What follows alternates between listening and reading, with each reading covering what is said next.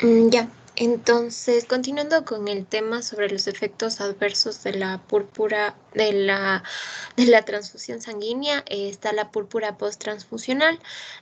Aquí nosotros tenemos que considerar que las plaquetas tienen varios antígenos, entre ellos las glicoproteínas, pero el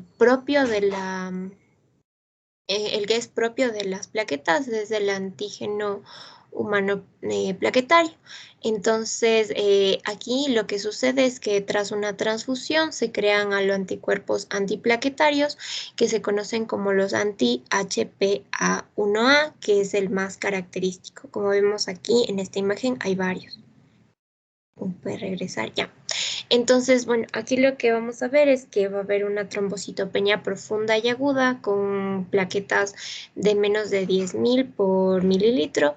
Aquí lo característico es que vemos exantemas purpúrico idiopático, que son estos de aquí, o vemos equimosis o hemorragia mucosa. Recordemos que aquí va a estar alterada la hemostasia primaria, entonces las hemorragias van a ser superficiales.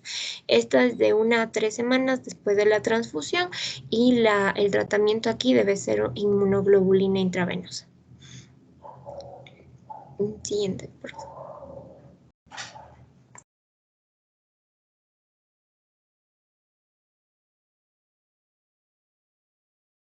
Pues bien, ahora vamos a hablar acerca de la parte infecciosa en las complicaciones en las transfusiones y debemos tener en cuenta varios criterios por los cuales se dan este riesgo de transfusión-transmisión de patógenos.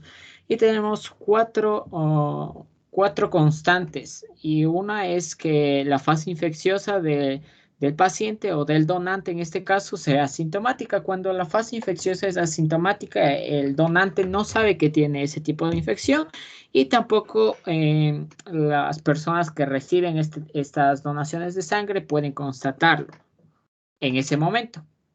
Luego tenemos la viabilidad del patógeno durante el almacenamiento. Recordemos que los componentes eritrocitarios se almacenan a muy baja temperatura. Entonces, el patógeno que se pueda transmitir en estas transfusiones debe ser capaz de sobrevivir en este almacenamiento. Otro tenemos es que la población receptora sea seronegativa, es decir, que el patógeno que nosotros estamos inoculando a ese receptor nunca haya sido, el paciente en este caso nunca haya tenido contacto con ese tipo de patógeno, lo cual lo hace susceptible a la infección del mismo.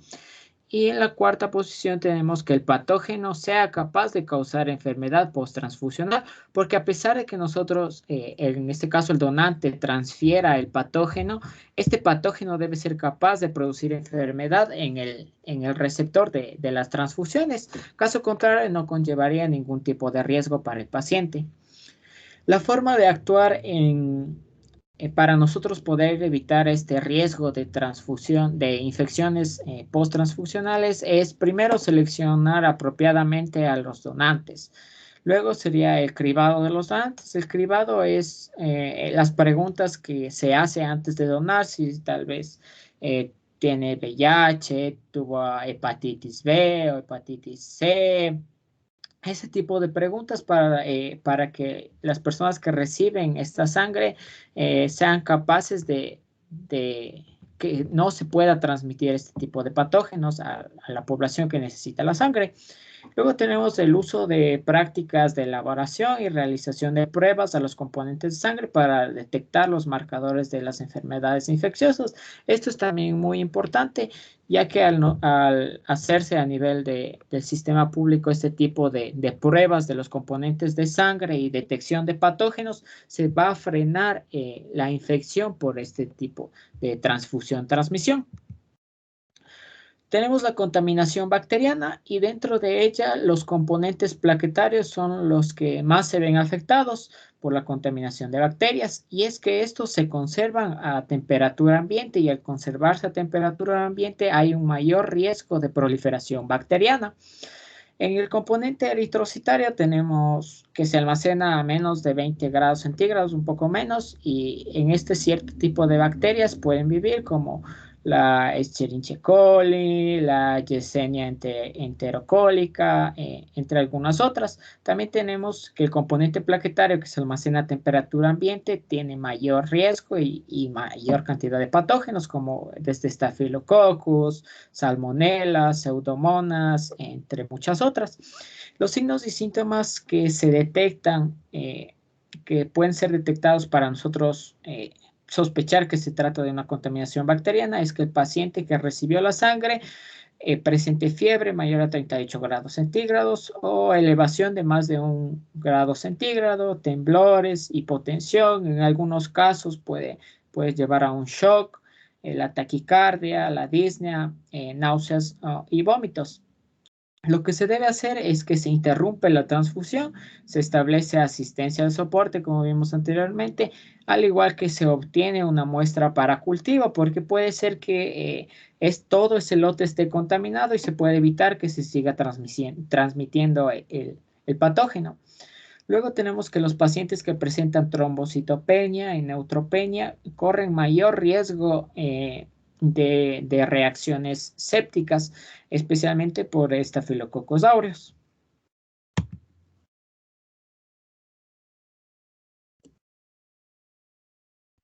Bueno, y ahora con respecto a los virus que se transmiten a través de la transfusión, tenemos al virus de la hepatitis B.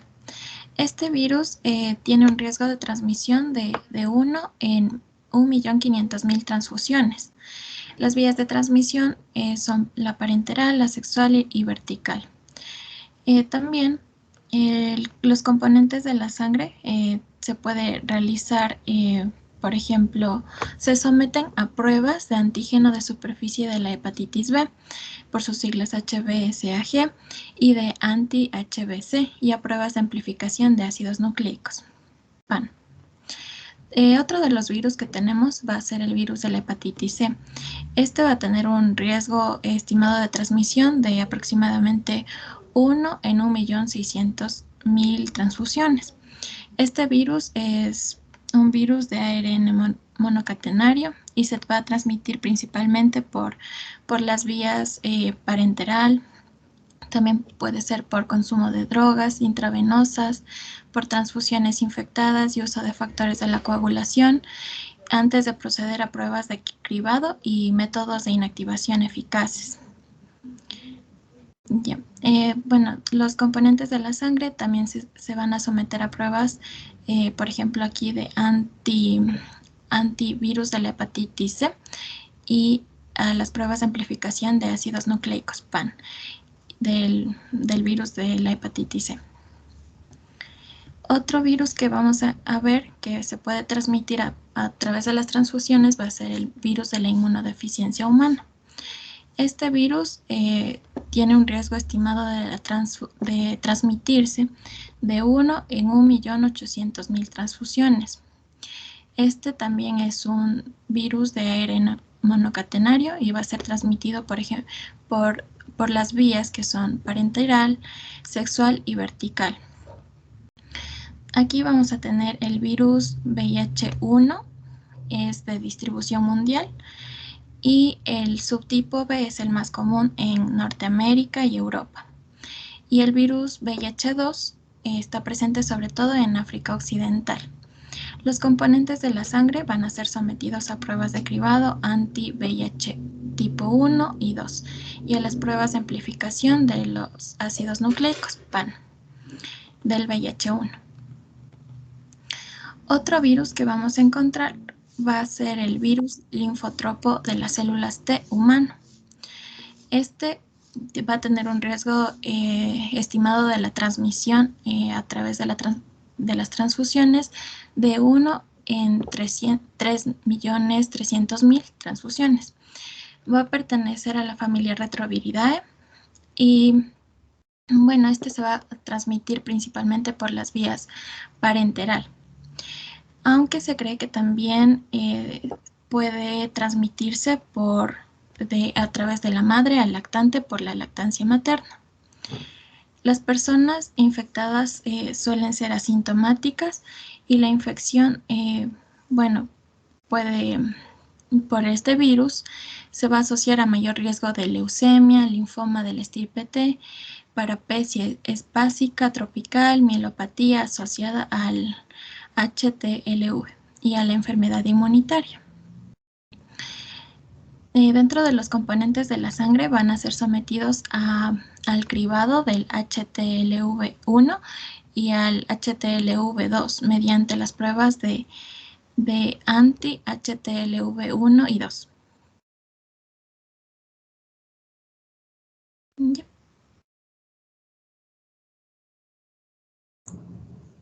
Ya. También podemos encontrar otro tipo de virus, parásitos y bacterias. Dentro de los virus tenemos un virus de ARN monocatenario, que es el virus del Nilo Occidental. Este se va a encontrar principalmente en aves y es transmitido a los humanos por picadura de mosquitos. Aquí en su mayoría los pacientes son asintomáticos, pero dentro del 0,7% pueden presentar síntomas como fiebre y exantema, encefalitis y meningitis. Entonces, como sabemos, para detectar un virus se debe hacer un análisis de los ácidos nucleicos, del PAN. Y bueno, como esto es costoso en sí, para hacer las pruebas y detectar los virus, se van a recopilar múltiples muestras y en esas se van a detectar varios virus, como ya se mencionó antes, que pueden existir para evitar este riesgo en las transfusiones sanguíneas. Otro virus importante es el virus del Zika, que este es un flavivirus que igual es transmitido por la picadura de un insecto. Es muy importante considerar este virus por las secuelas neurológicas que puede haber en bebés de madres infectadas, especialmente por la causa de microcefalia en algunos casos. Entonces, por esto se ha aumentado la conciencia respecto a detectar este virus de ARN. Respecto a los parásitos, tenemos al Trypanosoma cruzi, que este es un protozoario, que lo importante de este es que generalmente cuando suele haber una enfermedad crónica en la que este protozoario va a permanecer en la sangre de manera intermitente y por lo general los donantes son asintomáticos. Por eso es muy importante detectar el anticuerpo anti-T. cruzi. Respecto a la babesia, esta en sí es un parásito que es transmitido por las garrapatas. En sí se menciona que estos son asintomáticos o experimentan una afectación de tipo viral leve, pero dentro de los síntomas de la babesiosis está la fiebre, la palidez, diaforesis, mialgia y vómitos. Y en una manera más, y otras situaciones como diarrea, pero puede tener complicaciones más graves, como es la insuficiencia respiratoria aguda, la coagulación intravascular diseminada y insuficiencia en varios órganos, como es en el corazón, puede causar insuficiencia cardíaca congestiva, insuficiencia renal, y esto a la larga puede ocasionar un coma con tasas de letalidad de entre 5 y 20%. Entonces es por esto que en la FDA en julio del 2018 en sí pidió que también se detecte a la babesia en los donantes. Dentro de otras bacterias tenemos esta espiroqueta, que es el Treponema pallidum, que es el causante de la sífilis, que como sabemos se transmite generalmente por transmisión, se transmite por vía sexual. Y aquí también se deben detectar por lo general con la prueba del VDRL.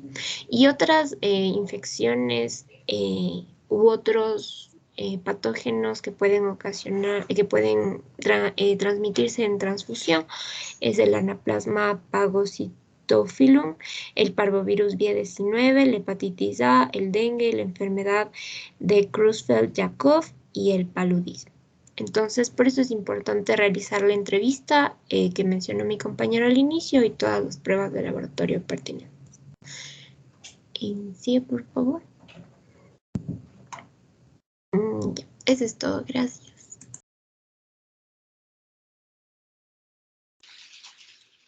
Bueno, pongan al inicio, por favor.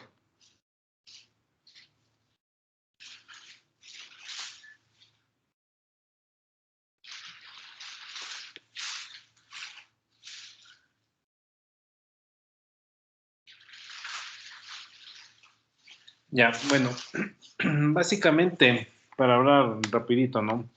Vamos a ver las reacciones adversas de las transfusiones. Básicamente, las reacciones adversas de las transfusiones van a depender mucho de lo que se ve de los componentes de los hemocomponentes, se puede decir. Ojo que los procesos de extracción llevan muchos pasos, ¿no? Y la conservación también lleva algunos pasos. En esa circunstancia hay que tomar en cuenta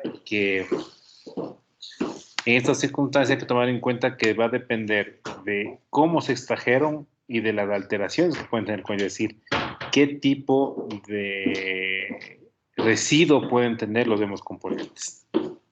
Ya, siguiente.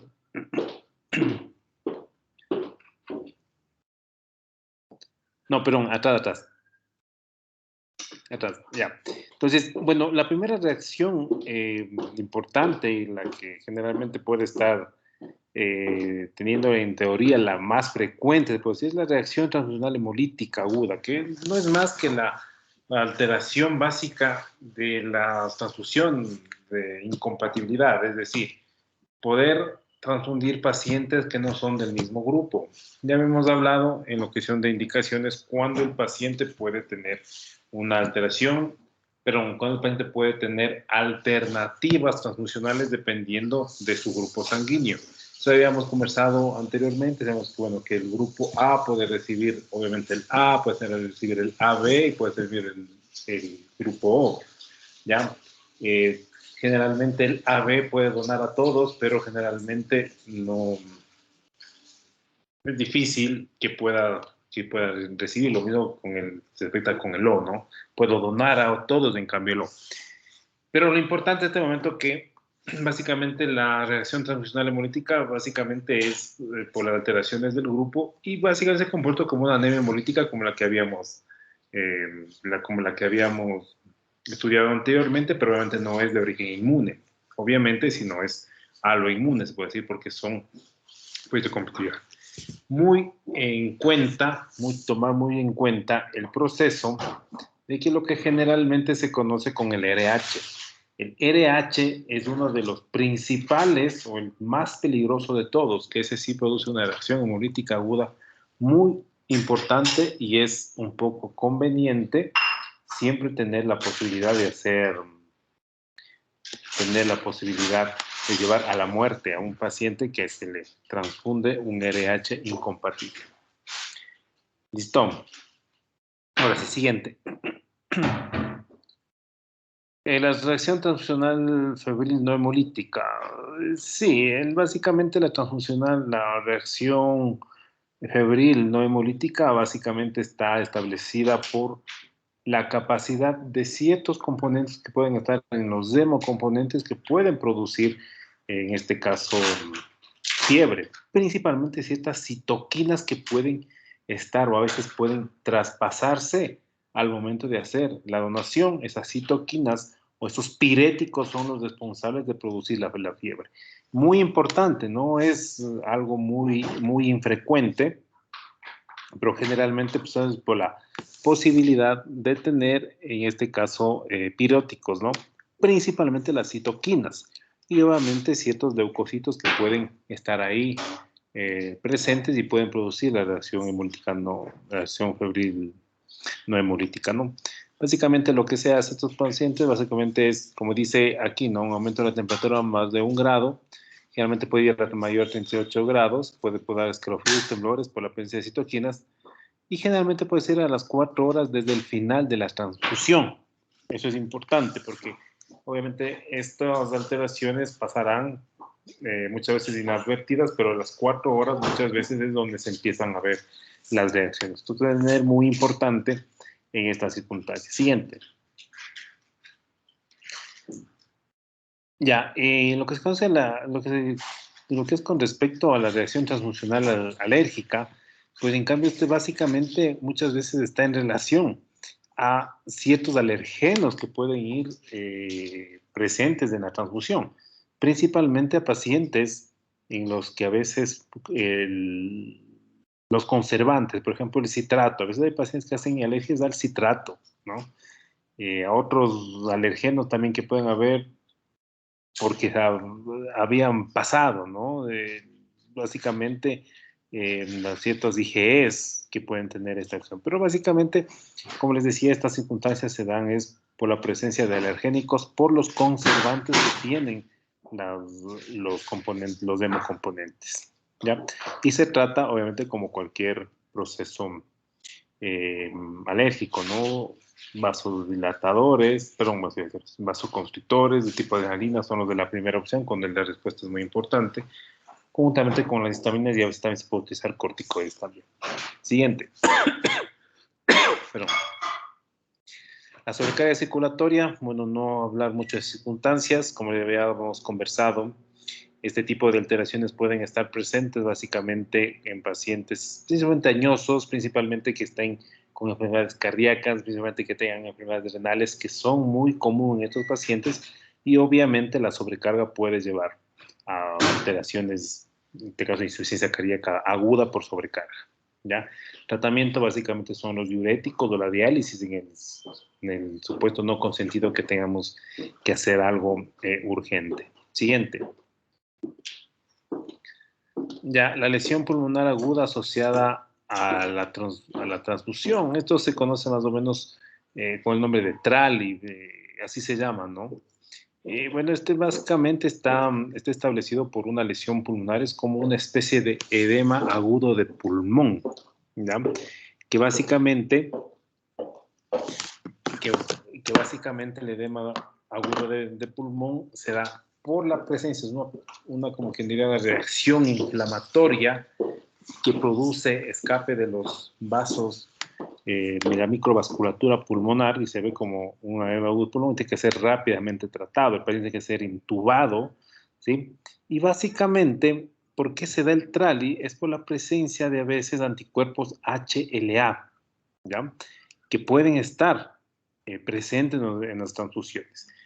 Este tipo de HLA no debería estar tan presente porque obviamente dependen de leucocitos, pero ya sabemos que todo hemocomponente tiene que ser leucodepletado o filtrado, ya para disminuir el riesgo de estas circunstancias. Pero básicamente es el edema agudo de pulmón secundario a una incompatibilidad o presencia de HLA que lleva a un escape o una vasodilatación excesiva de la microvasculatura pulmonar y que lleva a un fracaso, en este caso pulmonar inicialmente, pero después puede convertirse en cardíaco.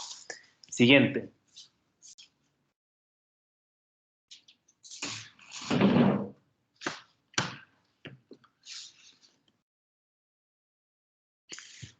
Ya, siguiente. Bueno, las reacciones hipotensivas, básicamente también por las presencia, ¿no? De ciertos, bueno, dice, reacciones hipotensivas que pueden estarse en asociación al uso de filtros de leucoreducción. Y eso se puede ver en los pacientes que se ven al momento de que pasa. Es importante también porque pueden ser causa de shock cardiogénico que pueden producirse, pero es muy raro, pero también sí se puede ver. Siguiente. Bueno, la línea asociada a la transfusión, sí, básicamente es por TRALI, ¿no? Por alergias, pero básicamente también puede producirse por picos de ansiedad. A veces es como crisis de ansiedad que los pacientes pueden presentar. Siguiente.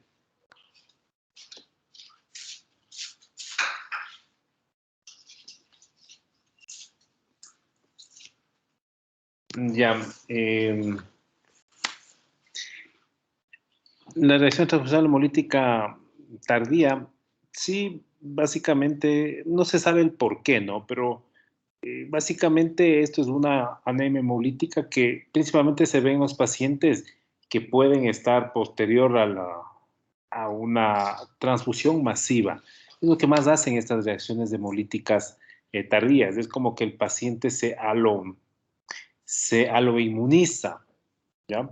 Y generalmente produce eventos hemolíticos, es decir, aumento de las bilirrubinas indirectas, aumenta la LDH. Estas bilirrubinas generalmente son a expensas de la indirecta, los retículos también están elevados. Es como una anemia hemolítica, pero que generalmente, no inmune obviamente, pero generalmente posterior se da posterior a una transfusión masiva. Pero básicamente eso también hay que tomar en cuenta. Siguiente. Bueno, la enfermedad de injerto contra huésped, ¿sí? Es básicamente los pacientes que tienen la posibilidad de haber sido trasplantados. Estas circunstancias básicamente se ven por la presencia de linfocitos en este caso. Entonces, linfocitos que muchas veces vienen encargados o nacieron tras un tipo de trasplante, lo que hace que después estos salgan a defensa y se dé toda una enfermedad inmunitaria que no solo es una al momento de la transfusión, sino que también puede ir después de estas circunstancias, ¿no? A veces hay fallos renales, fallos hepáticos, obviamente fallos pulmonares, lo que principalmente se encuentran y que obviamente son los de más preocupación. Siguiente. Bueno, la púrpura por transfusionales muchas veces es por la participación de formar, es como una PTI secundaria a un proceso que puede llevar la PTI secundaria a un proceso de politransfusión. Se crean anticuerpos y se crea como una PTI, pero en este momento no es una PTI porque no es de origen inmune, sino es aloinmune. Es una como especie de trombocitopenia inmune y que obviamente de por sí como una PTI, plaquetas menores de 1000, petequias, a veces de equimosis, y que generalmente puede darse entre 1 a 3 semanas después de la transfusión. Ventajosamente son autolimitadas y generalmente todo regresa a lo normal después de unas 4 a 6 semanas. Siguiente. ¿Ya?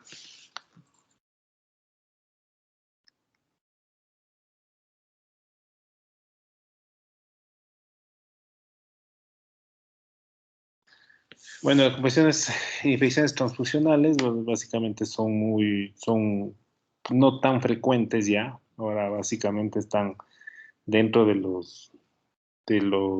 se puede decir, del 0.01% de las transfusiones de los hemocomponentes. Ahora con las técnicas que básicamente están desarrolladas para detectar las infecciones, muy poca posibilidad de poder hacer estas alteraciones. Siguiente. Bueno, contaminación bacteriana, sí, pero es raro. Siguiente. Las víricas son las que más importantes, ¿no? Hay que tomar en cuenta que, como les había comentado hace unas clases atrás, ojo que los primeros pacientes con SIDA realmente evidenciados se los detectó en los pacientes hemofílicos. Los pacientes hemofílicos que recibían crioprecipitados o plasma, muchas veces se los encontraba, como quien diría, en lugares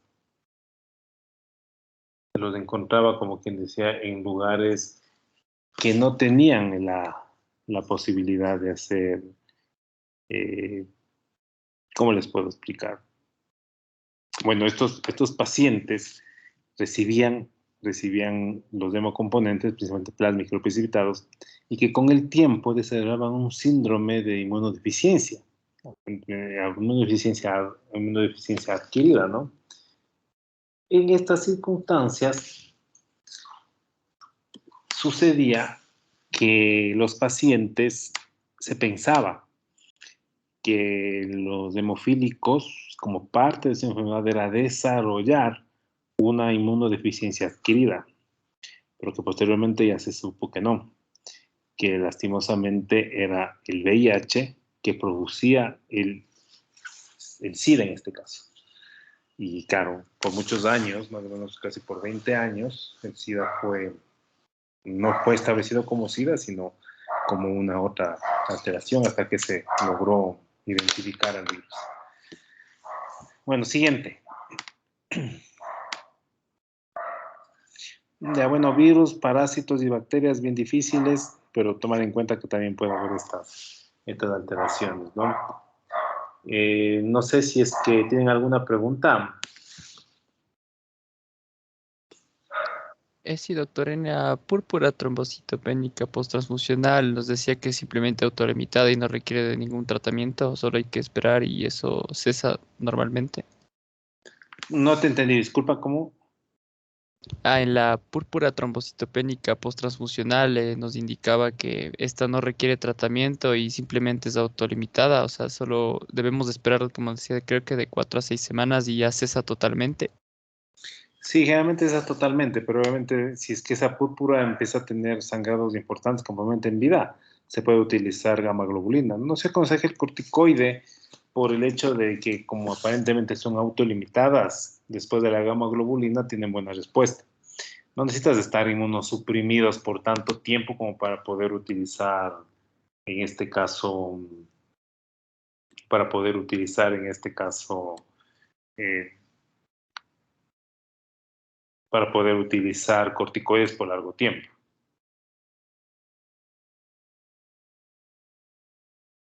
Listo, doctor.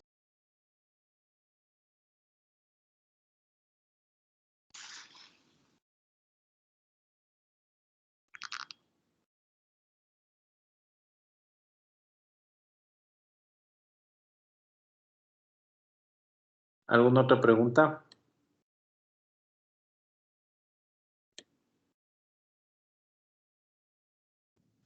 Creo que ya no, Doc.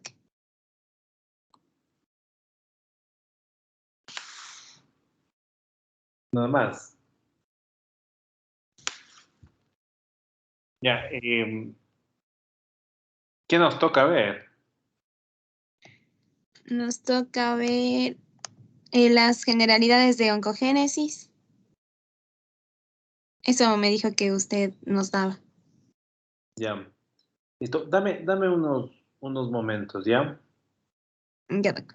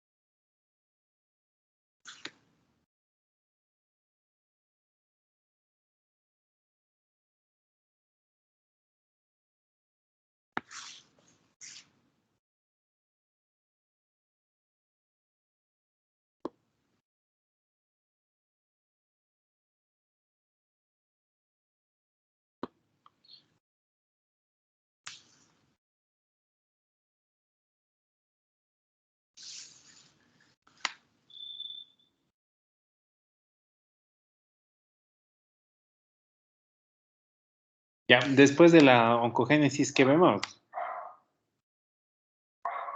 Generalidades del síndrome mieloproliferativo. Ya, perfecto.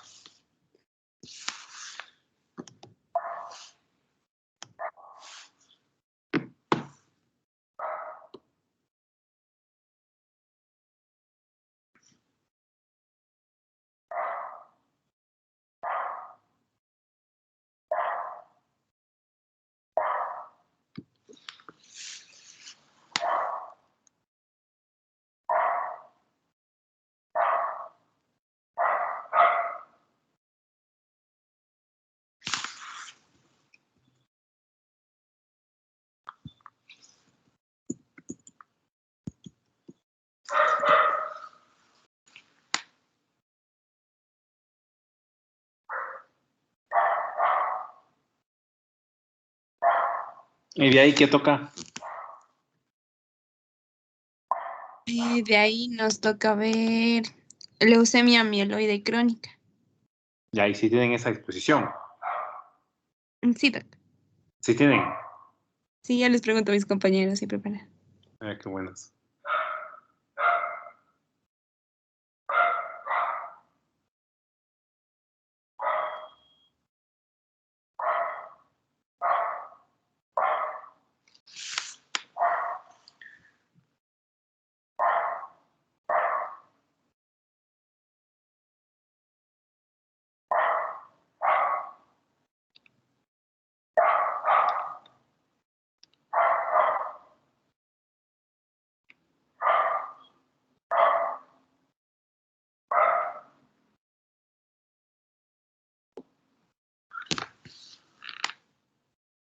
Sí tenemos, doctor. ¿Le presentamos ahora o No, esperamos? esperen un ratito. No estoy luchando con la tecnología de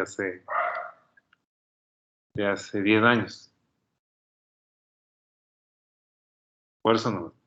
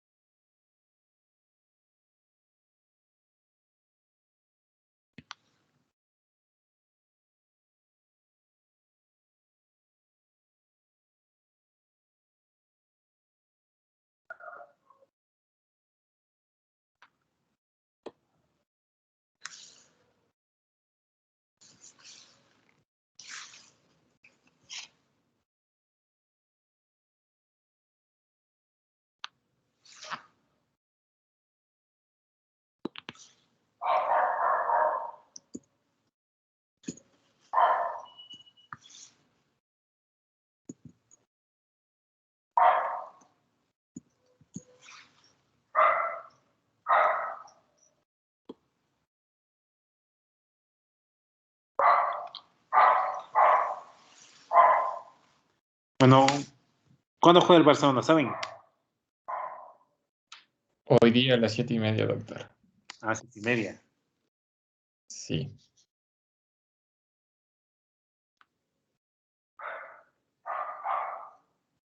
¿Y qué queremos? ¿Que gane o que pierda? Que gane, pues, doctor. Hay que irnos al Mundial de Clubes. ¿Cómo? Hay que clasificar al Mundial de Clubes también.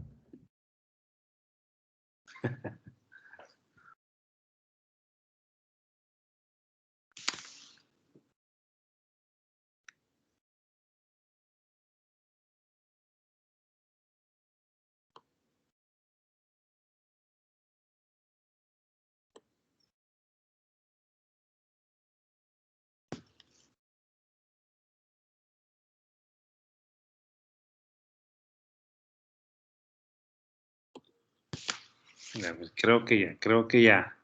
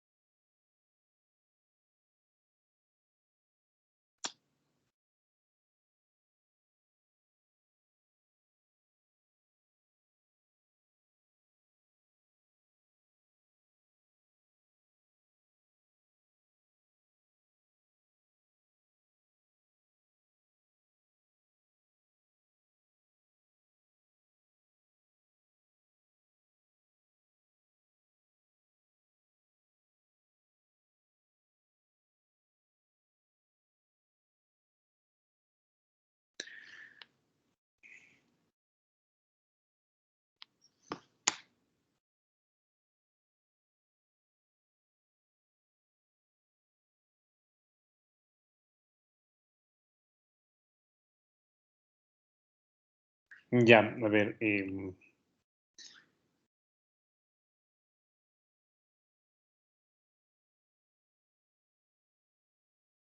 ¿Sí ven mi pantalla? Sí, Doc. Ya. ¿Sí ven? Sí, sí se ve. Ahora yo no veo. ¿Y ahí? Sí.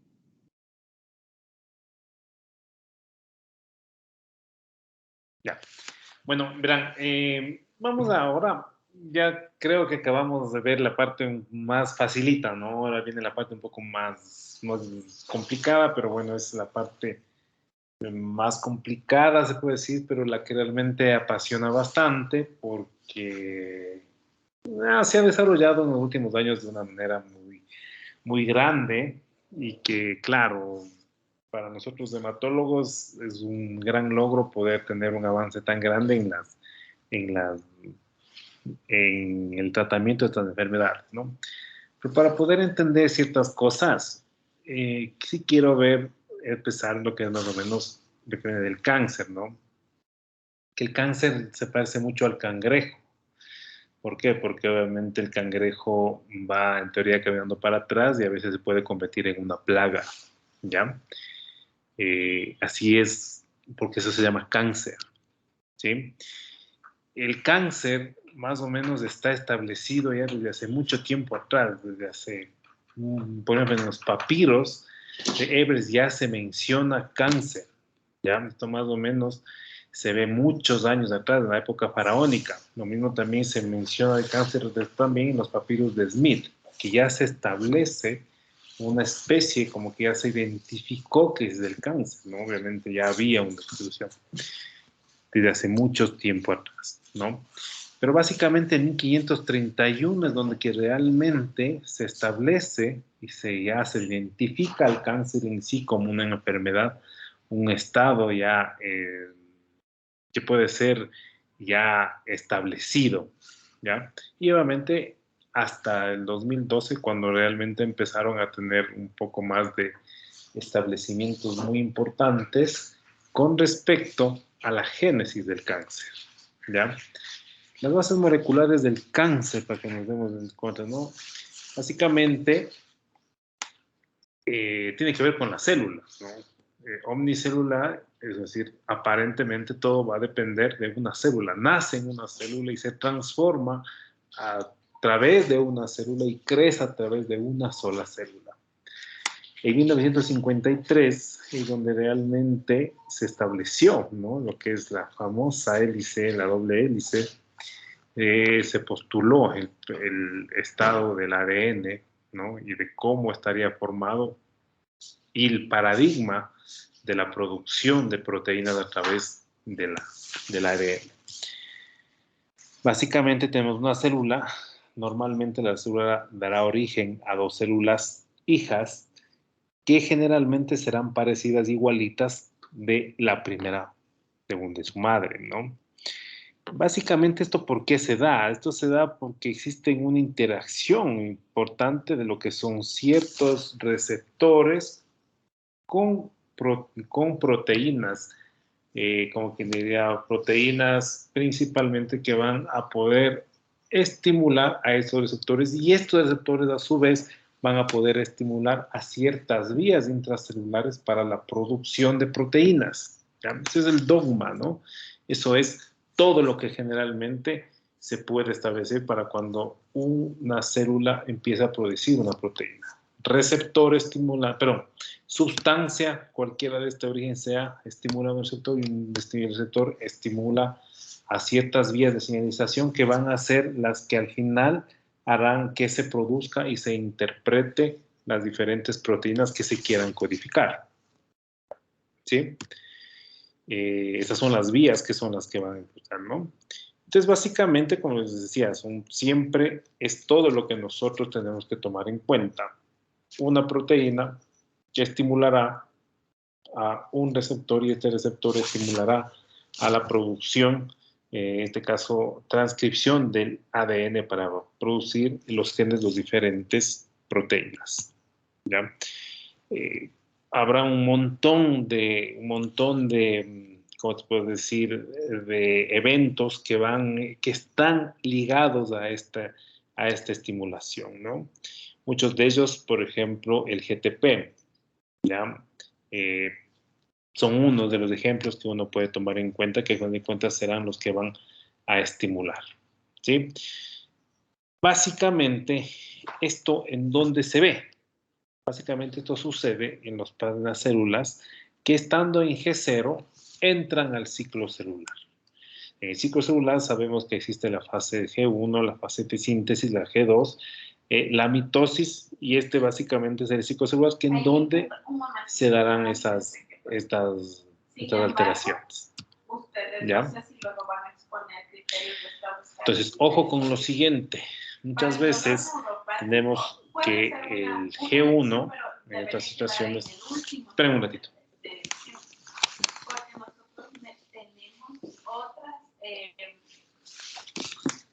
Otras formas farmacológicas y otros grupos farmacológicos que pueden ser utilizados para este tipo de investigación.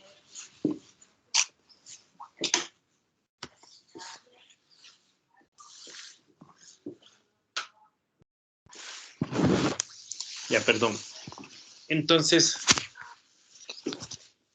perdón un rato.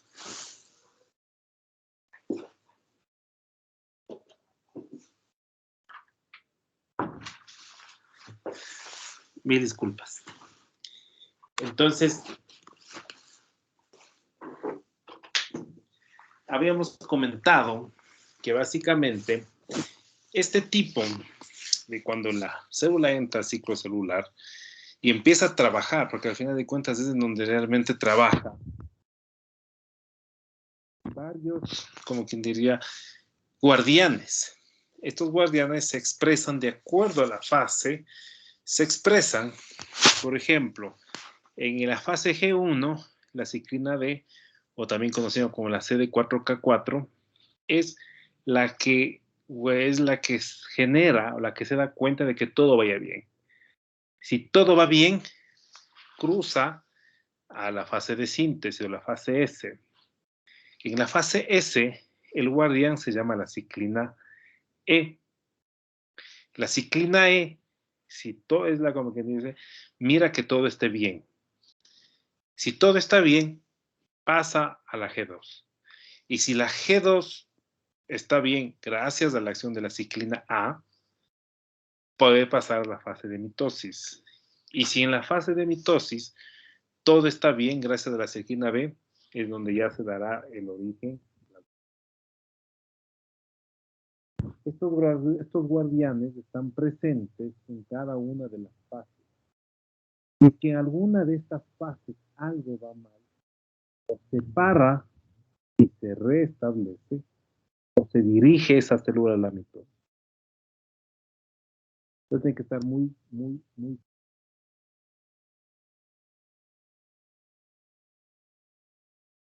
Entonces, básicamente, cómo este proceso generalmente puede estar estimulado.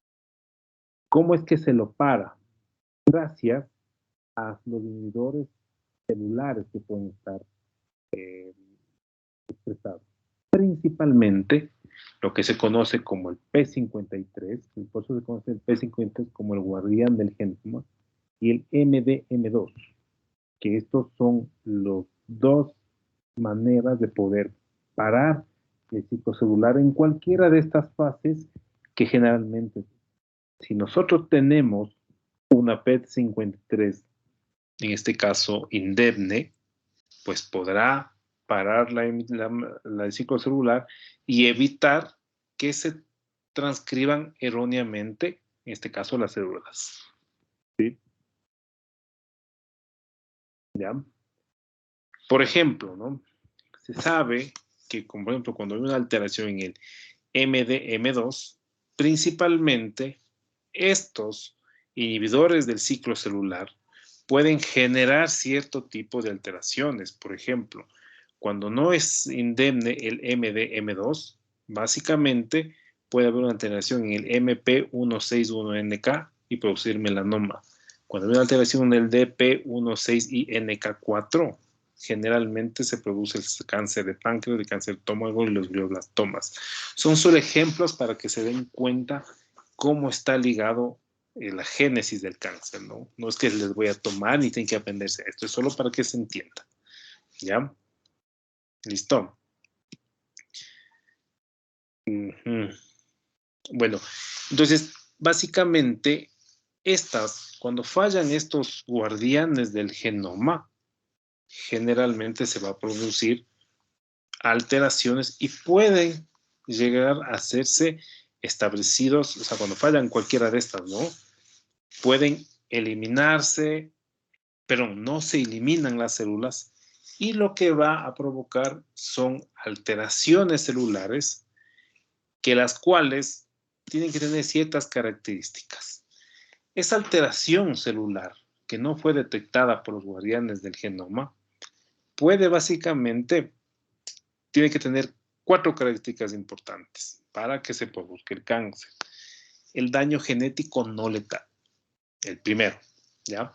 Acuérdense que si es que falla la ciclina D, por ejemplo, puede dejar pasar y que se haya alterado una célula de una manera genética, una alteración genética, sea esta mutación, sea translocación, lo que ustedes quieran, ¿ya? Pues este daño genético tiene que ser lo suficientemente, no tienes que ser lo suficientemente grave como para que no mate a la célula, ¿sí? Otra alteración importante tiene que tener una expansión clonal, o sea, esta alteración no tiene que matarla y que tiene que darle una probabilidad de que se pueda expandir, es decir, proveerle de, ¿cómo les puedo explicar? Proveerle de capacidad para que se siga reproduciendo, ¿ya? Esto generalmente es lo que diferencia en las alteraciones benignas o malignas. Los tumores malignos de los tumores benignos, ¿ya? El tumor maligno o benigno tendrá un daño genético no letal, por esa célula no se muere, podrá tener una expansión clonal, es decir, crecimiento, y esas son las características de las dos. Pero el tumor maligno tiene que tener génesis blanco de daño, es decir, tiene que haber un proceso, bueno, que puede darle esta alteración genética, tiene que darle un proceso para que vaya y destruir, alterar, dañar a otros genes, a otras células, para producirles daño. ¿Ya? Y esto generalmente tiene que proceder procesos de múltiples pasos, es decir, tiene que darle toda una alteración para que haciendo procesos de diferentes índoles puedan llegar a sobrevivir, expandirse y dañar. ¿Entendido?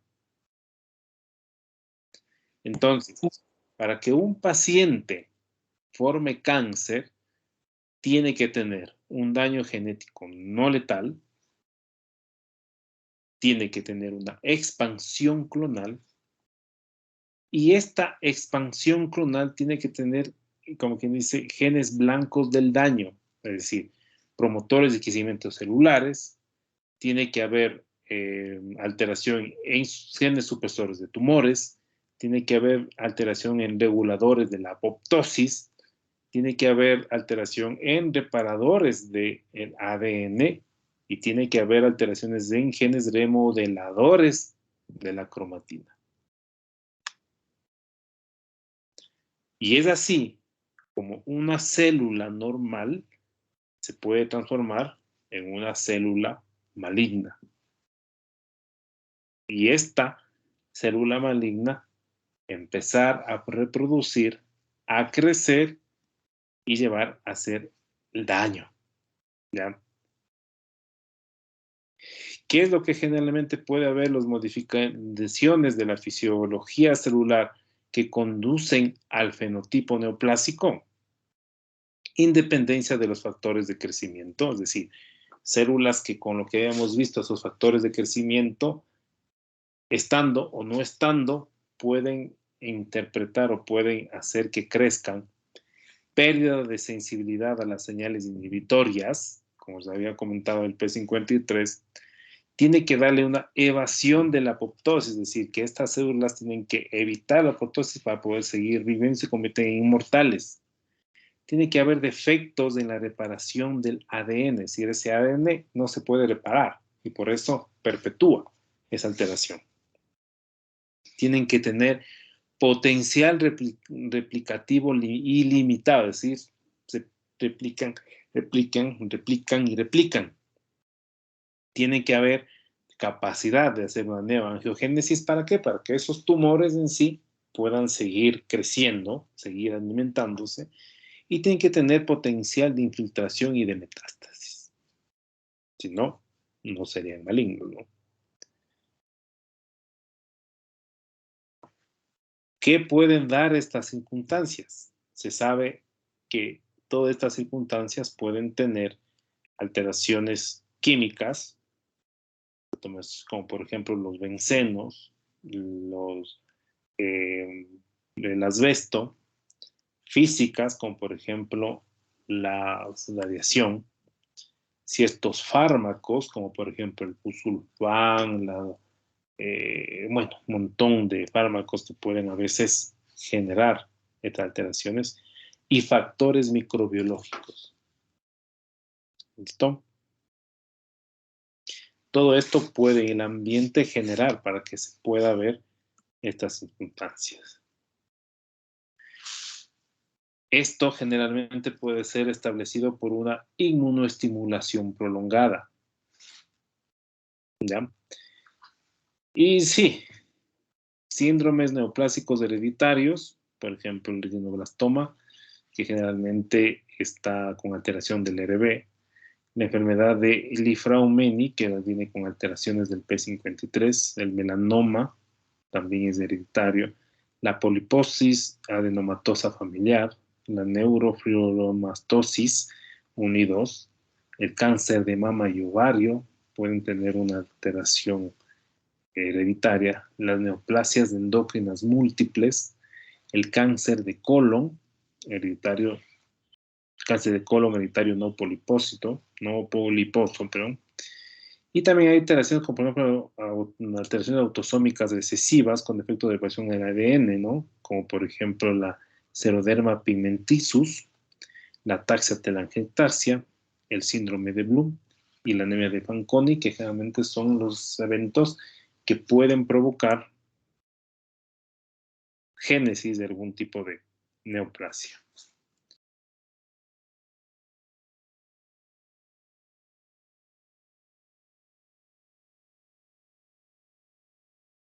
Ya.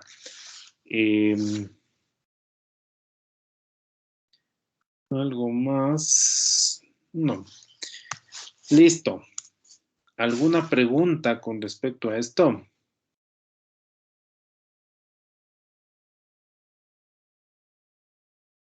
¿Aló? Doc, yo no lo entendí muy bien en el tercer paso que nos habló para que un tumor se haga maligno de los genes blancos. No entendí. ¿Cómo? Que no entendí muy bien el paso para que un tumor sea maligno, que nos dijo de la génesis del daño de los genes blancos, algo así. Ya, con respecto a los genes blancos,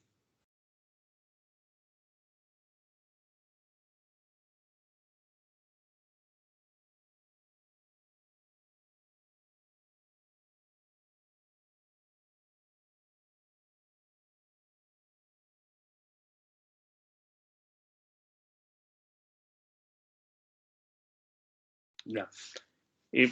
Como decíamos, siempre tiene que haber un daño genético letal. Tiene que haber una expansión clonal. Tiene que haber genes blancos del daño. Es decir, que este daño genético no letal tiene que haber o interferir en genes importantes para la supervivencia, reproducción o función de los genes. ¿Ya? Estos genes blancos básicamente pueden ser alteraciones no letales en los genes promotores del crecimiento celular. Por ejemplo, el gen que codifica para, le pongo el que vamos a hablar probablemente más tarde, si es que alcanzamos, el gen que codifica para el BCR, ¿ya? Se vuelve importante cuando se une al ABL. Eso ya lo van a explicar. Entonces, ese gen, que es promotor del crecimiento celular, se vuelve, o sea, ¿cómo te puedo decir? Empieza a funcionar sin una manera que lo inhiba. ¿Por qué? Porque generalmente hay genes supresores de tumores que no pueden o están alterados o no les alcanzan a inhibir, y por eso se da la producción. Lo mismo, puede haber alteraciones en genes reguladores de la apoptosis. Es decir, que hay ciertos genes que se empiezan a producir y que llevan a la célula la apoptosis cuando esta célula se tiene que morir. Estos genes, cuando están alterados, pueden llevarles a que se vuelvan inmortales las células y se empiezan a poder diferenciar, ¿ya? Puede haber genes, por ejemplo, cuando el ADN está dañado, puede haber genes que ayudan a la reparación del ADN. Si estos genes están dañados, pues obviamente se da una alteración y no se puede reparar el ADN y se perpetúa la alteración, ¿ya? Puede haber a veces la cromatina, cuando existen estas alteraciones, la cromatina se compacta bastante e impiden la correcta transcripción. Pues hay genes que se alteran y evitan estas cosas. Acuérdense en que para que pueda entrar una célula a mitosis, la cromatina tiene que compactarse. Si no, no puede entrar a mitosis. Esos genes pueden estar alterados y por ende pueden hacer que esa cromatina se vuelva ahí, dale y dale y dale y dale, y que empiece a tener estas alteraciones. ¿Listo? ¿Me entendieron? Sí, Doc, muchas gracias. ¿Alguna otra pregunta?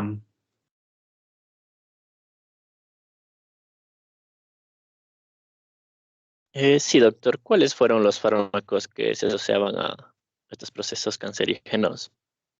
Hay un montón de fármacos, por ejemplo, las antraciclinas. Esos te pueden dar estas alteraciones.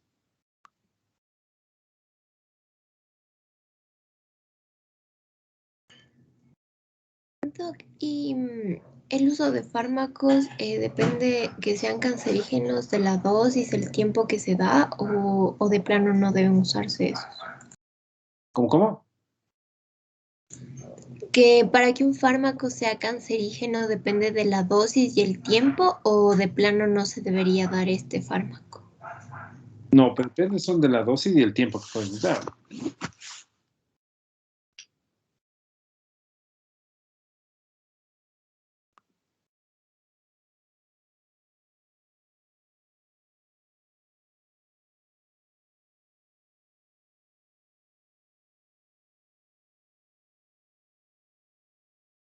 ¿Entendido?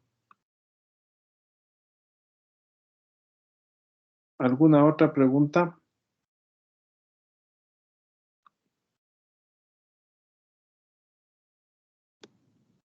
Ya no, Doc. Sí, está claro. Ya, pensé que necesito ver otra circunstancia que aquí.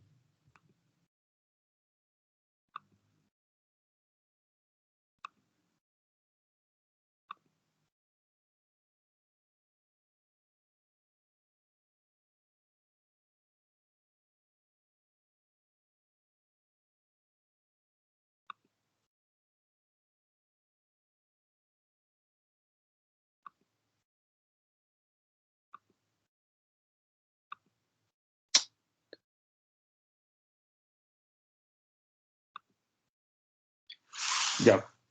Bueno, como les había comentado, básicamente, todas estas alteraciones que se pueden, estos diferentes pasos que se dan, tienden a tener la posibilidad de crear células, en este caso malignas. Que estas células malignas van y tienen la posibilidad de verla, de evadir la apoptosis, y se vuelven inmortales. Pero ojo que la apoptosis no es la única célula que generalmente, no es la única célula, pero la única manera por la cual la célula tiene que morir. Existen otras maneras, ¿ya? La otra manera, básicamente, es dándole la posibilidad de que exista una alteración en la P53. La P53 es la que generalmente se da cuenta de esa situación y es la encargada de inhibir supuestamente la traducción. ¿Quién puede unir, quién puede, en este caso, ayudarle a la P53 a hacer esto? Son los natural killers. Que los natural killers son lo que dice la P53, dice, hey, vengan acá, y son los encargados de poder evitar y matar a las células, en este caso, importante. Estas células que fueron, como quien diría, modificadas por una alteración genética. Es por eso que probablemente todos nosotros alguna vez podremos tener alguna de estas secundarias, pero mucho depende de nuestro sistema inmunológico. ¿Sí? Si nuestro sistema inmunológico es netamente indemne, generalmente nuestras natural killers podrán evitar que desarrollemos estas alteraciones, estos cánceres o estas neoplasias. Si nuestro sistema inmunológico no es indemne, ¿sí?, generalmente podemos tener predisposición a generar estas neoplasias. Es por eso, perdón la expresión, que existe la alteración, no alteración, que existe un vacío un poco medio, ¿qué les puedo decir? Que se puede dar un espacio a la duda, que son estos famosos, por ejemplo, el VIRM, por ejemplo, los factores de transferencia, y todos esos que para mí son en su mayor parte charlatanerías, que se basan en esto, se basan, ¿por qué el VIRM supuestamente es anticancerígeno? Porque en teoría mejora tu sistema inmunológico y hace que su sistema inmunológico impida la replicación y la formación de un cáncer. Porque el factor de transferencia aparentemente puede ayudarte en ciertos cánceres por la misma razón. Aumentan o mejoran el sistema inmunológico. Este vacío legal, porque como nosotros decimos, estamos a 1000 años de poder establecer exactamente cómo es que la P53 falla, cómo es que las natural killers o las otras células encargadas de barrer estas alteraciones no se dan cuenta que existen, no lo sabemos, no lo podemos explicar, no lo entendemos muy bien y estamos a 1000 años de poder saberlo. Es ahí en donde entran estas charlatanerías y hacen su agosto, porque no se les puede demostrar, porque no se les puede evidenciar su charlatanería, porque no sabemos exactamente, como dice, dando el beneficio de la duda, estos tipos que son realmente inteligentes saben en dónde hacer, porque se les puede decir que esto es falso y no puede decir, no saben, no tenemos la manera de demostrar. Pero tampoco ellos pueden demostrarnos que realmente valgan y sirvan. Y por eso no se les puede impedir su comercialización y su charlatanería. ¿Entendió? ¿Alguna pregunta? No, Doc, sí está claro. ¿Todo está claro? Generalmente esta parte es la que menos entienden y muchas preguntas dan. Es raro que no haya ninguna pregunta. Sí, yo tengo una pregunta, Doc. Bueno, tomando lo que anteriormente nos estaba explicando de los genes blancos del daño, mi pregunta es, ¿se tiene que cumplir un daño en todos los genes o ya basta con que se efectúe un daño, por ejemplo, en los promotores del crecimiento? Claro. Porque creo que es fases, ¿o no? ¿Cómo? Porque creo que primero tiene que haber un daño en los promotores del crecimiento y si no, pues actúan otras células para arreglar esa parte. Luego debe haber un daño en los supresores del tumor y así paso a paso. Entonces, no. ¿O basta con uno? Puede ser en uno solo. Puede ser un aumento en los promotores, es decir, un daño en los promotores de crecimiento que le dé una capacidad ilimitada de estimulación, por ejemplo. Esa es una cosa. Otra cosa es, por ejemplo, que haya un daño en los supresores de crecimiento, por ejemplo. También puede darte, o sea, no necesariamente no son necesariamente secuenciales. Puede haber un daño de cualquiera de estos y provocar esto, provocar una neoplasia. No tienen que estar todos, tiene que estar uno. Es por eso que en algún momento vamos a hablar de que por eso, por ejemplo, esta es la respuesta del que, por ejemplo, ciertos linfomas de alto grado se tratan porque son de alto grado. Y otros, los linfomas que son de bajo grado, no se tratan porque son de bajo grado. Que no es lo mismo una alteración en el promotor del crecimiento o una alteración en la supresión de tumores. Esta es la causa, por ejemplo, para decir, sí, el cáncer de mama de tipo, no sé, ahí tienen una alteración, es mucho más benigno o fácilmente más controlable que el otro. Esta es la razón por la cual un CA de tiroides tipo folicular es menos plausible de controlar que un papilar, por ejemplo. Porque los genes alterados que están presentes, uno es como quien dice, una cosa es que sea por alteración de los promotores, otra cosa sea por supresión de tumores, otra cosa que sea porque escapan de la apoptosis, otra cosa muy distinta es que haya alteración en la remodelación o la reconstrucción o rearreglos del ADN y otra cosa es que haya una alteración en los remodelos de la cromatina.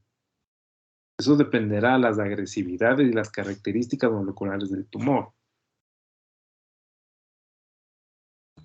Gracias, Doc. ¿Alguna otra pregunta?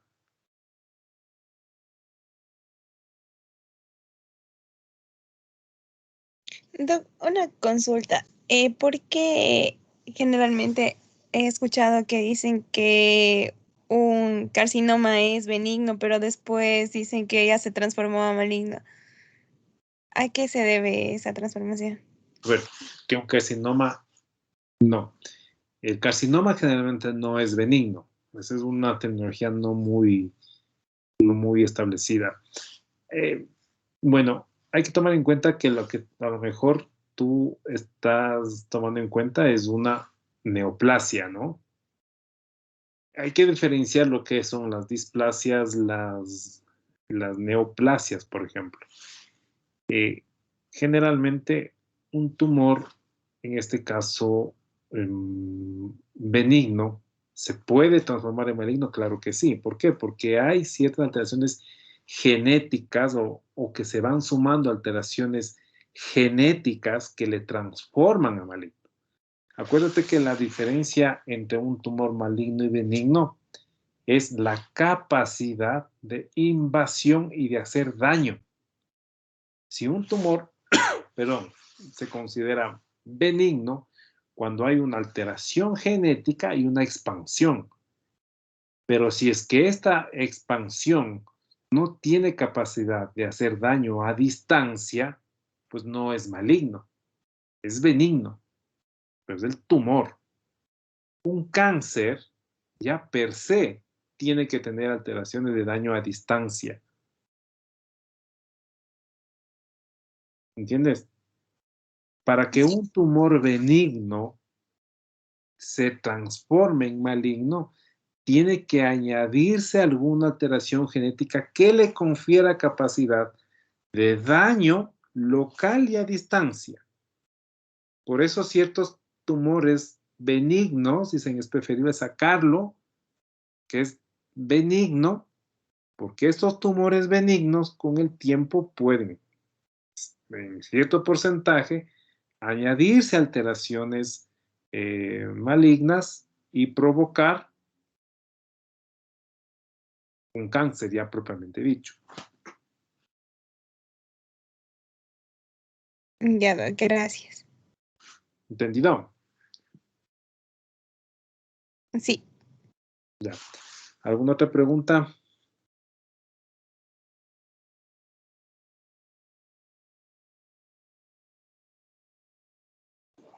Doc, yo tenía una pregunta. Nos habló de que el sistema inmunológico, o sea, nos dijo que podría estar no indemne. O sea, ¿qué situaciones nos predisponen para que el sistema inmunológico se encuentre en ese estado? A ver, como no te entendí un poquito, acércate un poquito más al micrófono.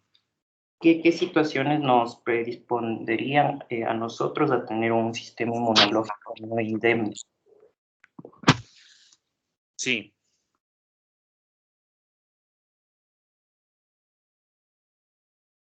¿Aló, aló? ¿Aló? ¿Sí me escuchan? Sí, ahorita lo escuchamos, doctor. Que me repita la pregunta porque se le entrecorta al compañero. Era qué situaciones nos podrían predisponer a tener un sistema inmunológico no indemne. Ya, a ver, esta es una pregunta muy buena, pero que lastimosamente no se puede responder. Te pongo un ejemplo. ¿Por qué nosotros, en este caso, se tomó en cuenta que tiene que ver mucho el sistema inmunológico con respecto a estas alteraciones? Con el aparecimiento del SIDA. Cuando el SIDA fue identificado, el riesgo de que tú puedas tener algún tipo de alteraciones neoplásicas siendo HIV positivo, o sea, teniendo SIDA, es de casi 50 veces más de la población general. ¿Ya? Entonces, no podemos explicar, y es por eso que el cáncer se considera hasta hoy por hoy incurable, porque se puede controlar, porque en teoría tú puedes aparentemente curar y después de algún tiempo tú lo vuelves y se vuelven con las recaídas. O a veces tú tienes un cáncer, no sé, de mama y que después de está aparentemente curado y después de 10 años sales con una leucemia. ¿Ya? Porque no se puede estipular. Los estados inmunológicos que están netamente establecidos es la inmunodeficiencia. Cualquier tipo de inmunodeficiencia te predispone a la posibilidad de tener una alteración, una neoplasia. Prueba de ello es los pacientes con SIDA. Prueba de ello son los medicamentos que te inmunodeprimen, no por el medicamento en sí, sino por el resultado que ellos tienen. Otra prueba de esto es básicamente las posibilidades de poder tener cierto tipo de alteraciones en pacientes que básicamente disminuyen su sistema inmunológico. Por ejemplo, no sé si alguna vez han escuchado que, no sé, un paciente, ¿no? O sea, tuvo una depresión tan grande que salió cáncer. Y han escuchado, ¿no? Chuta, lo que pasa es que le fue tan malo, estuvo tan mal que se enfermó. Tal de la depresión le dio cáncer, sí, tienen razón. ¿Por qué? Porque inmunodeprimen. ¿Ya?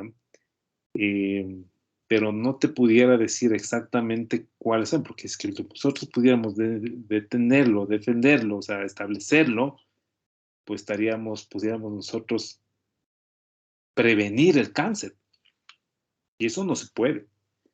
Lo que se puede es prevenir cierto tipo de alteraciones que se han demostrado que tienen, ¿sí? Por ejemplo, evitar los fármacos cancerígenos, evitar las sustancias cancerígenas, evitar las radiaciones, sí, pero son los desencadenantes. Pero cómo hacer o qué es lo que yo necesitaría para poder evitar esas cosas, no lo sé. Y estamos a 1000 años de poder entender. Por eso el cáncer no tiene cura. Por eso el cáncer no puede ser prevenible. Diferente, por ejemplo, en la diabetes y hipertensión. Si tú tienes una buena dieta, ejercicio, puedes retrasar el aparecimiento de la diabetes o evitar el aparecimiento de la hipertensión. El cáncer no. El cáncer no es prevenible. ¿Cómo previenes un cáncer? Porque no sabemos exactamente cuáles son las alteraciones inmunológicas que te llevarán a esta situación. Estamos a 1000 años de poder saber. No creo que te contesté la pregunta, pero es porque me parece que no se puede contestar eso.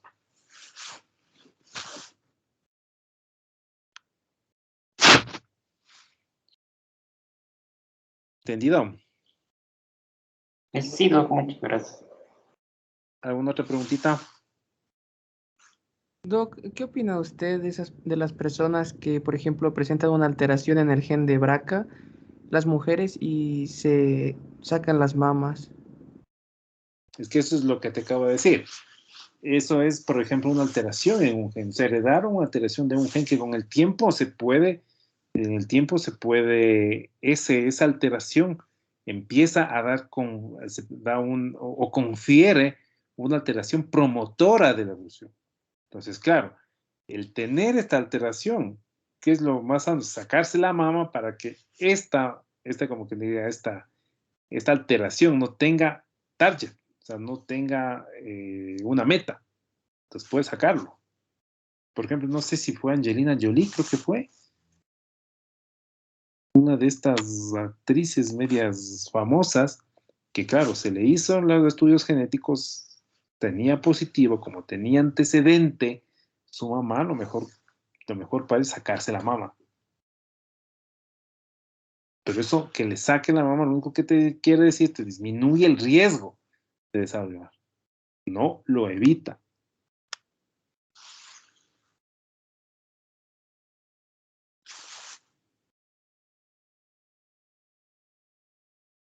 ¿Entendido? Sí, Doc, gracias. Ya. ¿No hay nada más? Sí, Doc, nos había mencionado una empresa que me parece era BIRM. ¿Cuál era la premisa que básicamente decía esta empresa para poder ofrecer el producto? Nos explicaba bueno, que el producto ejercía cierta función y por eso no se podía demostrar lo contrario para poder desmentirlos, por decir a esta empresa. A ver, ¿cómo no te entendí la pregunta?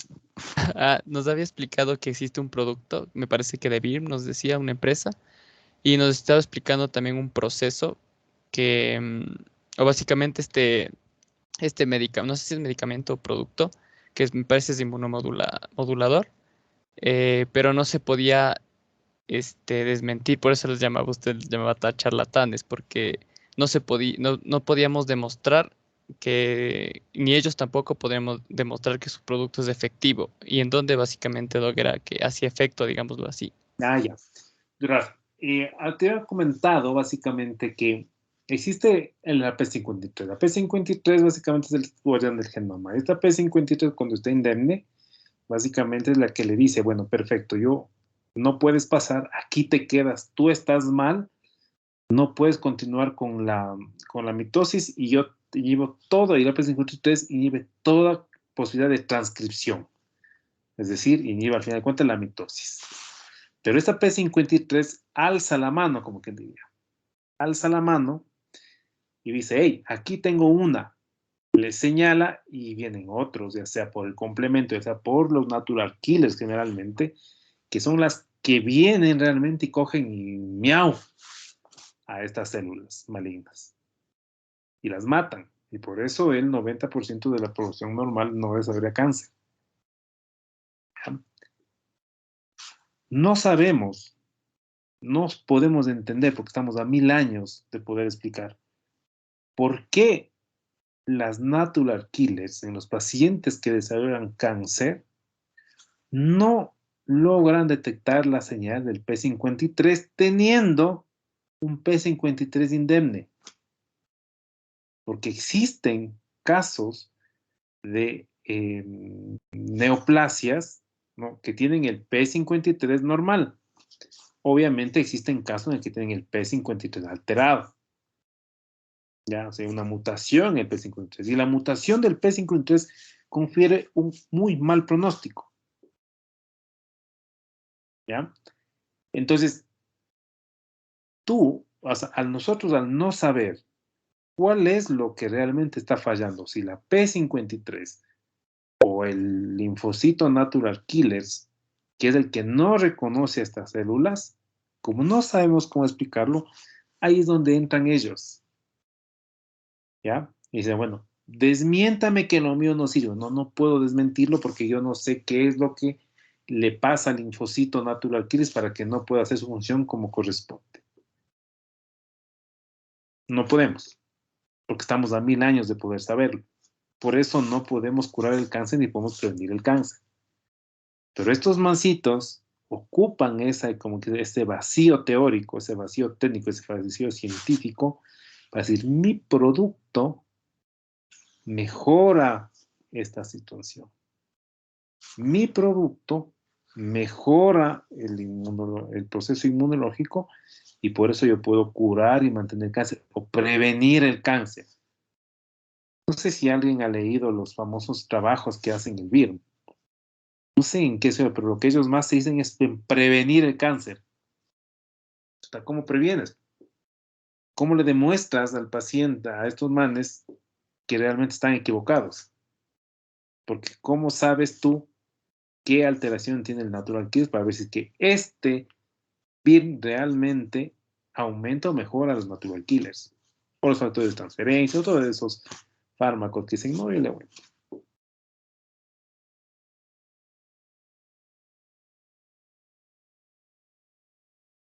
¿Entendido? Sí, Doc, muchas gracias. ¿Alguna otra pregunta? Creo que ya nada. Ya.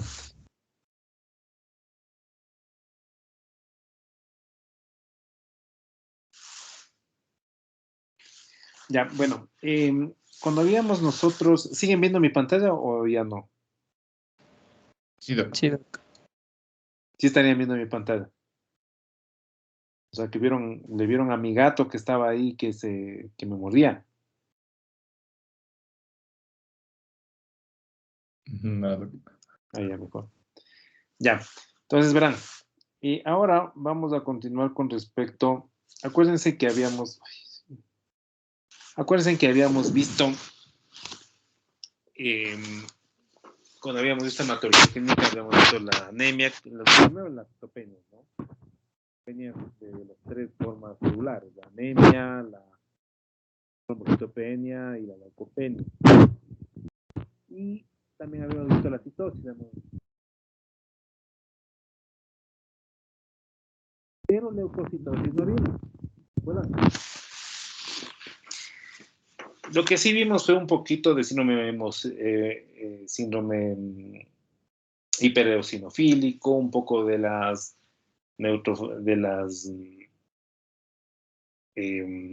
leucocitosis reactivas. Cuando habíamos visto célula citosis de los glóbulos rojos, que su principal representante era la polistemia vera, de la propia alteración netamente de la serie roja. Lo mismo sucedía con la trombocitosis esencial de la propiamente dicha del proceso de las plaquetas, ¿ya? La trombocitosis esencial, la alteración primaria de las y les había dicho que estas circunstancias se conocen como neoplasias mieloproductivas, pero que las vemos en este momento porque no se comportan como una neoplasia propiamente dicha. pero su valor genético es como de neoplasia. Y por eso dejamos a la principal alteración clonal o primaria, en este caso de médula ósea de la leucocitosis, para el final. ¿Ya? Es lo que vamos a ver ahora, porque realmente es la que más importa, no es la que más importa, pero la que más llama la atención y es un poco más compleja de las alteraciones. A todas estas alteraciones de la serie mieloide, en este caso, si no se conocen como síndrome mieloide proliferativos. Vamos a hablar de los crónicos, ¿no? Un poco de citogenética y la biología molecular. Antes de eso hay que tomar en cuenta lo siguiente. Las neoplasias mieloides se dividen,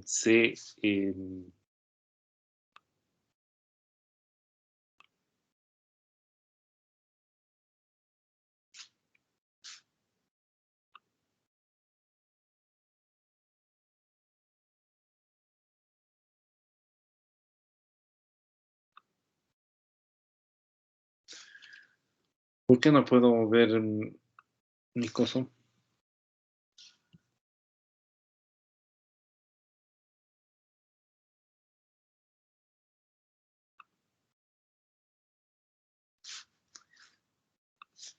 Ya.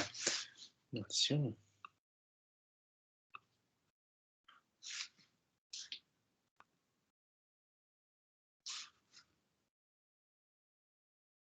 Ya. Entonces, las neoplasias mieloides básicamente están estipuladas por varios tipos de alteraciones. La primera, lo que nos va a ocupar ahora, son las neoplasias mieloproliferativas o NPM. Pero también existen las leucemias agudas mieloides, los síndromes mielodisplásicos, las neoplasias mieloproliferativas asociadas a eosinofilia y los estados en que generalmente se encuentran, solapan las mielodisplasias sobre las neoplasias mieloproliferativas crónicas. ¿Bien?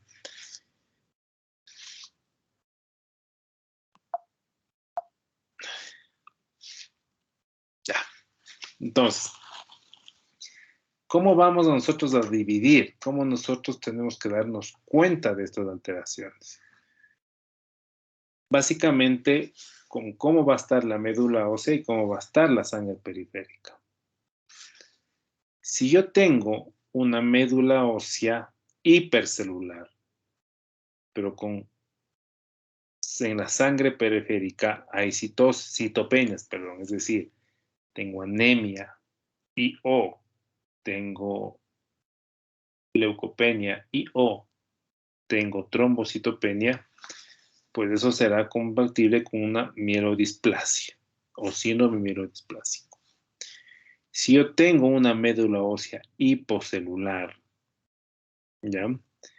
Con una sangre periférica con citopenias, anemia, leucopenia, trombocitopenia, lo más probable es que esté enfrente de una aplasia medular.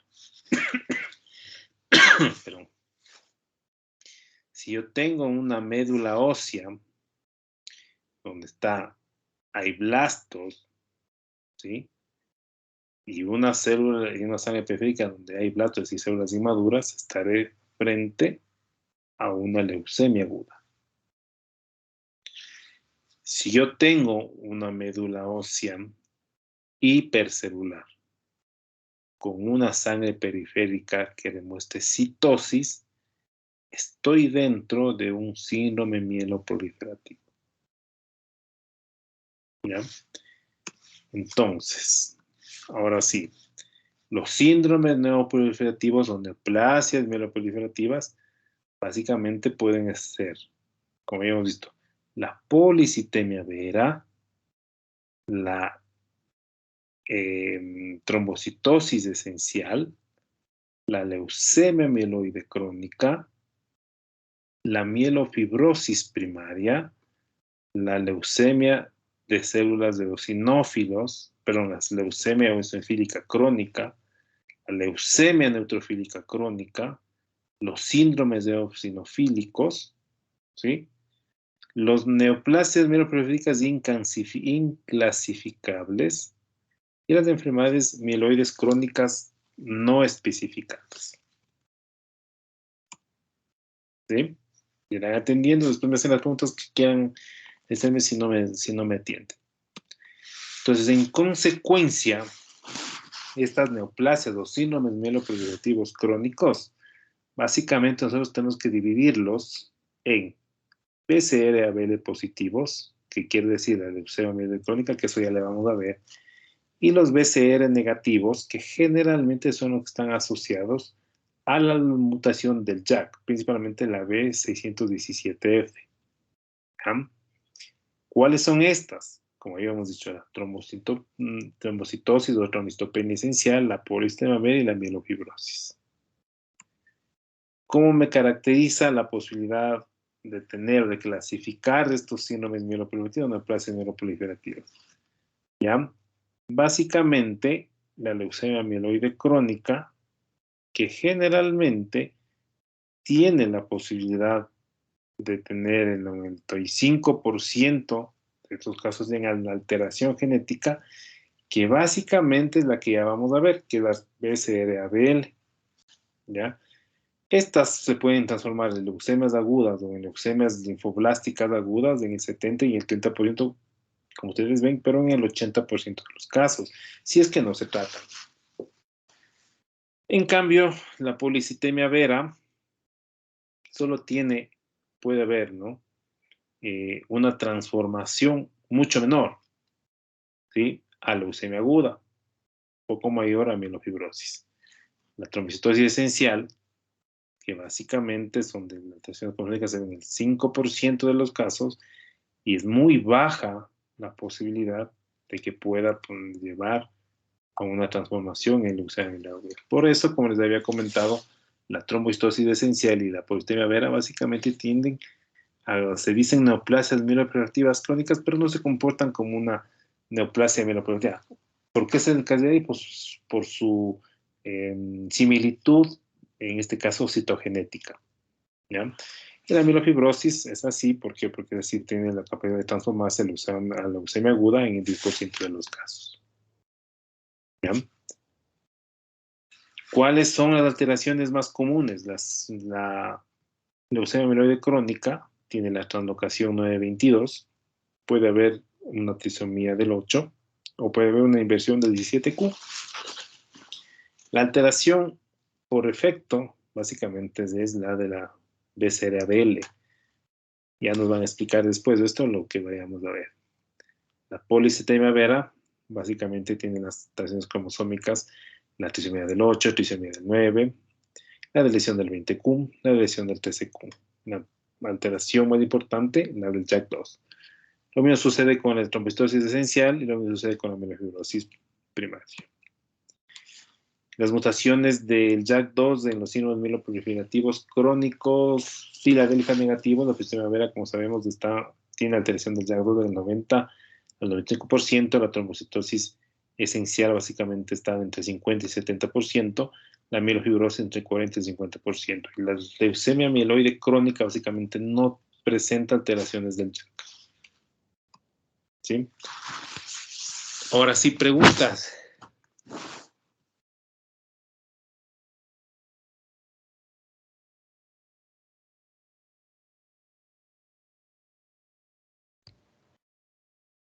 ¿Aló?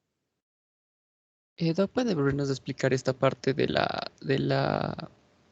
el cuadrito donde estaba la médula ósea y ahí se me fue el nombre de la... En la sangre periférica, perdón, esa es. Sí, esa, doctor. Ya, básicamente hay que tomar en cuenta, o sea, vamos a ver este momento las neoplasias mieloproliferativas. Hay que tomar en cuenta que las neoplasias mieloproliferativas básicamente son algunas, ¿no? Que básicamente son los síndromes mieloproliferativos o neoplasias mieloproliferativas crónicas, las leucemias agudas, los síndromes mielodisplásicos, ¿sí? Y básicamente esos, ¿ya? También hay las neoplasias mieloproliferativas crónicas asociadas a la lesión de Fili y también hay los síndromes que van, como que tienen características de síndromes mieloproliferativos y neoplasias mieloproliferativas. ¿Cómo nosotros establecemos esa situación? Dependiendo de cómo esté médula ósea con la sangre periférica. Para que sea una neoplasia mieloproliferativa, tiene que decir que algo en la sangre puede estar, en la sangre, en la médula ósea, tiene que estar elevado. O sea, tiene que haber una hipercelularidad, ya sea en médula ósea o en sangre periférica. Si la médula ósea es hipercelular y la sangre periférica, en cambio, tiene citopenias, ¿ya? Es decir, anemia, trombocitopenia o leucopenia, pues eso se conoce como mielodisplasia. Es una neoplasia o un síndrome una neoplasia mieloide, claro que sí. ¿Por qué? Porque hay una hipercelularidad en médula ósea. Cuando existe todo bajo, tanto en médula ósea como en sangre periférica, en cambio, eso no es una neoplasia mieloproliferativa. Eso es una aplasia medular. ¿Ya? Cuando existen blastos, ya sea en sangre periférica o en médula ósea, más del 20%, eso ya hemos de hablar, eso no es un síndrome mieloproliferativo. Eso es una leucemia aguda. ¿Sí? Y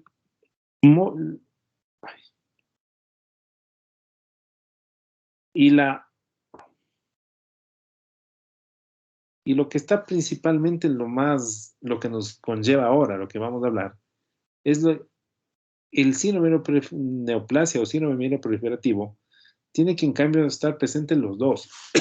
Pero tiene que haber una hipercelularidad en médula ósea y en una citosis, es decir, trombocitosis, leucocitosis o poliglobulia o eritrocitosis. Cuando existe así, se conoce como mieloproliferativo, como síndrome mieloproliferativo, neoplasia mieloproliferativa. Esta es la que a nosotros nos va a llamar la atención, por la que nosotros estamos. Pero lo que quiero decir con esto, es que esta es una de las alteraciones neoplasias mieloides, porque existen otras neoplasias mieloides como la mielodisplasia y las leucemias agudas. ¿Ya? No sé si me hice entender. Sí, doctor, muchas gracias. ¿Ya? ¿Alguna otra preguntita?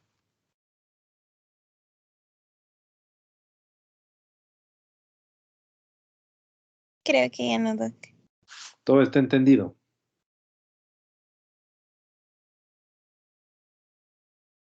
Sí, Doc. Ya. Bueno, no sé, creo que en 10 minutos alcanzaremos a dar la leucemia mieloide crónica. No creo, Doc. Es muy poquito tiempo. Ya. Listo, entonces, ya, pues, ¿cuántas clases más faltan? Y la próxima semana ya, y de ahí sí, ya en la 1 de octubre tenemos el examen. Creo que ya salieron el horario de examen, entonces yo le aviso qué día tenemos. Ya. Entonces ahí me avisan, entonces generalmente tendríamos que la próxima semana sería última clase. Sí. Entonces hay que buscar en estos días un día para poder, fin de semana creo que no pueden, ¿verdad? O si pueden, fin de semana. No, Doc. Bueno, hay que buscar una aunque sea así, para ver, aunque sea leucemia mieloide crónica, de ahí tenemos que ver.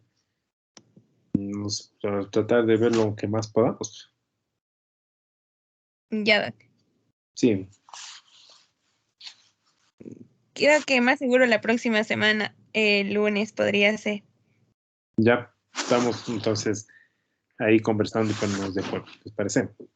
Sí. Ya. Ya, Pasen. Doc. Muchas gracias. Chao, chao. Gracias, Doc. Gracias, Hasta Doc. luego. Gracias, Doc. Bye, Hasta chao, luego. chao. Gracias, Doc. Hasta luego.